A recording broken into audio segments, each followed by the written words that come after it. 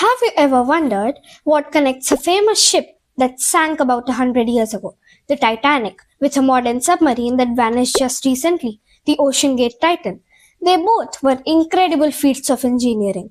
They both set out to conquer the biggest, deepest oceans. And sadly, they both ended up failing in a disaster. But the biggest lesson here isn't just about human decisions. It's about science. Specifically, it's about the materials they were built from. So, I am Ashvi studying in grade 6th from Sunbeam School Tara, here with my topic Tough versus Brittle, Why the Right Material Matters. It's about how tiny scientific details in materials can decide whether something will float for a century or break in a second. So, let's start with the Titanic. The Titanic was supposed to be unsinkable. It hit an iceberg in the freezing North Atlantic Ocean. The steel plates of the ship didn't just bend, they cracked and snapped. This brings us to our first scientific idea, brittleness. Now let's understand what brittleness is with the help of a simple activity. Materials required two plastic scales, one kept in a freezer and one kept on a table. Gloves if allergy from touching cold items. After some time, we will take both of them and try to bend them one by one. You will see that the scale kept on the freezer will be much more likely to snap, but the scale kept on the table will be flexible and tough. Why? This is because cold temperature can change the properties of steel and plastic, making them brittle. The material loses its ability to bend and stretch.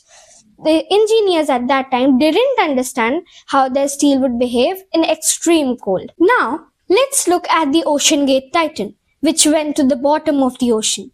Down there, the pressure is like having the weight of an entire school bus sitting on every square inch of the submersible. The Titan wasn't built entirely from metal.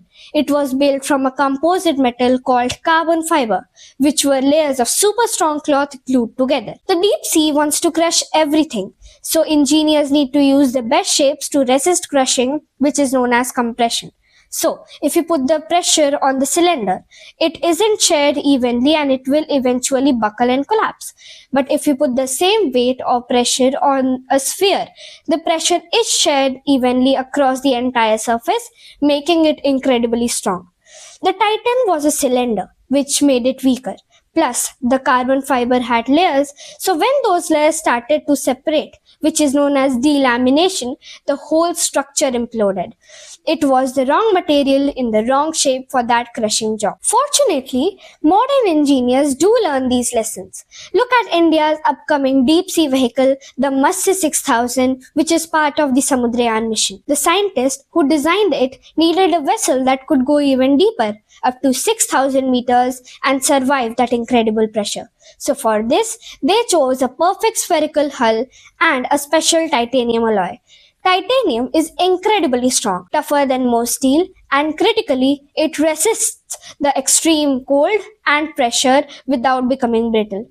This design follows all the rules for material science and for deep sea survival. So, whether it is the Titanic, the Titan, submersible, or India's upcoming Matsya 6000, all these stories teach us one clear lesson, that if we understand brittleness, force, pressure, the right material, and the right shape for deep sea survival, science turns deadly disasters into safe and successful journeys. With this, thank you and Jai Hind.